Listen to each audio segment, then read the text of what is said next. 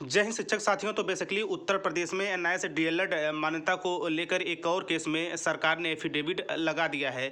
ऐसे में अब पूरे उत्तर प्रदेश में दो ऐसी केसेस है जो रीजॉइंडर के घेरे में आ चुकी हैं। तो साथियों स्पेशली हम सभी लोगों को पता है कि इस बार ऑफिशियली कोर्ट के आदेशानुसार हम यूपी टेट 2021 का एग्ज़ाम दे पाए थे। अब कहीं न कहीं रिजल्ट के पहले सरकार ने दो केसों के माध्यम से हमें घेरने की कोशिश की है, यानी एनआईएस डीएलएड उत्तर प्रदेश में मान्यता को लेकर चीज़ें कहीं न कहीं अब एक अलग वे में जाती नज़र आ रही हैं। ऐसे में दूसरी केस में जो रिजॉइंडर लगा है उसका क्या यूपी टेट 2021 रिजल्ट पे प्रभाव पड़ेगा। और यहाँ पे एक चीज़ मैं स्पष्ट करना चाहता हूँ साथियों कि स्पेशली जो पहली केस 23/420 है, जो शिक्षक मंच टीम की तरफ से देख रेख उसकी चल रही है, तो उसकी जो पैरवी काफ़ी मजबूती के साथ की जा रही है। ऐसे में यह जो नई केस जिसमें सरकार ने रिजॉइंडर लगाया है या यूँ कहा जाए एफिडेविट लगाया है, उसका क्या स्टेटस है, तो ऑफिशियली साथियों स्टेटस पे चलेंगे। वहाँ से केस के जानकारी के संबंध में और केस संख्या के संबंध में और भी चीज़ें मैं आप लोगों के साथ स्पष्ट करने वाला हूँ। जी हाँ साथियों, स्क्रीन पर आप बिल्कुल स्पष्ट रूप से देख रहे होंगे, यह केस है 14/318/2021। तो देखिए यह जो केस है साथियों, यह फिल की गई थी 7/10/2021 को, और यहाँ पे आप इसका जो रजिस्ट्रेशन कंप्लीट हुआ था 15/10/2021 को हुआ था। तो साथियों यहाँ पे आप केस स्टेटस देख सकते हैं। फर्स्ट हियरिंग डेट इसकी हुई थी 21 अक्टूबर 2021। Next hearing date case is not on list, तो यह केस लिस्ट में नहीं है।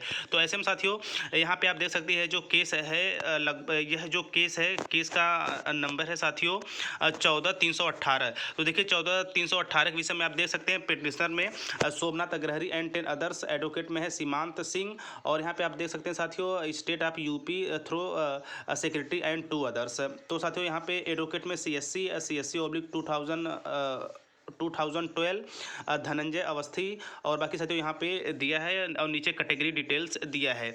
तो साथियों यहाँ पे बस मेरा इस वीडियो के माध्यम से यही कहना है कि जो केस नंबर 14/318 है, इसमें भी रिजॉइंडर लग चुका है, इसकी भी अब आवश्यकता है मजबूती के साथ पैरवी करने की। तो साथियों अब तक 23/420 14/318 दो केसेस में रिजॉइंडर लग चुका है।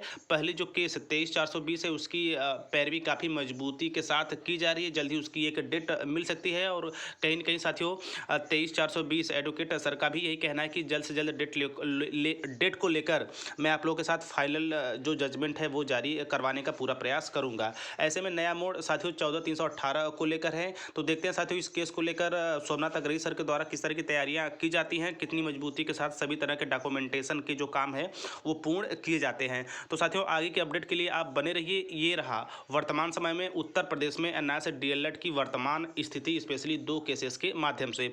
ऐसे में यहाँ पे एक बात और उठती है साथियों की जो हमारे सम्मानित संदीप मिश्रा सर उनकी केस में क्या हुआ है, तो साथियों उनकी भी केस में फिलहाल हमें राहत ही दी गई है, पूर्णतया जजमेंट नहीं जारी किया गया है। तो कहीं न कहीं इसके प्रभाव से वह केस भी प्रभावित हो सकती है। तो देखिए साथियों यहाँ पे एक चीज़ें मैं और स्पष्ट करना चाहूँगा आप लोगों के साथ कि केस चाहे पिटिशन के लिए हो चाहे नॉन पिटिशन के लिए हो, यानी कि केवल पिटिशनर की बात होती है।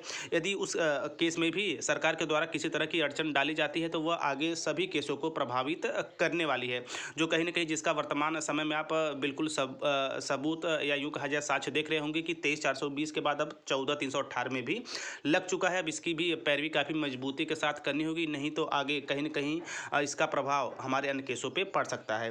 तो आई थिंक साथियों आप 14/318 के इस समय वर्तमान संबंध में जो भी जानकारियाँ थी मैंने आप लोगों के साथ स्पष्ट किया, और आई होप आप बेहतर वे में समझे होंगे। तो साथियों आगे की जानकारियों के लिए आप टीचर प्लानिंग पॉइंट चैनल के साथ बने रहिए, क्योंकि हमारा एक ही उद्देश्य है एनआईएस डीएलएड को शिक्षक पात्रता परीक्षा के साथ साथ सभी प्रकार की शिक्षक भर्तियों में वैलिड किया जाए।